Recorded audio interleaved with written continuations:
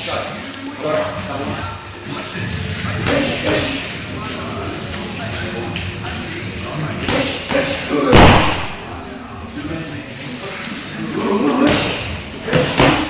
first got into martial arts when I was about 7 years old, 7 or 8 I think. Yeah. As a kid I'd always been into things like Ninja Turtles and Batman and all that sort of good stuff, and you know, all the superheroes. I also had my big brother, he's 18 months older than me, so as we grew up really close, people get quite scrappy, and yeah, I guess yeah, we just had a tendency to want to train and want to be little ninjas really. Basically helped me for my entire life. Any time I've been stuck, any time I've mentally had problems or physically had problems, it's helped me repair every injury I've ever had. Obviously helped me defend myself multiple times. It's actually how I ended up getting my career, my job online and everything now. It's just from training. Been teaching and training other fighters probably about 5 years now.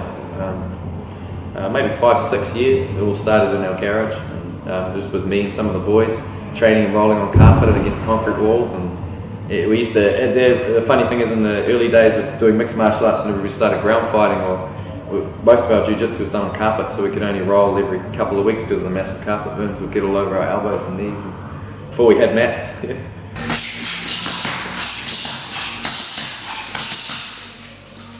you think about mixed martial arts versus any sport, it's only really grown in the last 15 years.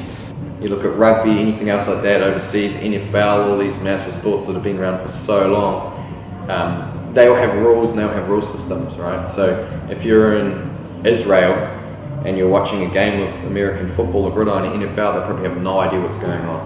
There's rules, there's all sorts of things in there. If you can't speak any language and you see two people line up on a cage and they start fighting, you know exactly what's going on. You know who's winning, who's losing. You don't even need to listen to commentators. You know, it's most appealing because it's the most natural, raw things humans can ever do. And it's the original sport, you know, the first Olympic Games was man versus man, stuff like that. It's old school, you know. There's no balls going through hoops or anything like that. It is just you and your opponent, and it is what it is. Anybody can work it out, anybody can figure it out, and it's primal, and most of us have it wired inside of us. It's just that society suppresses it.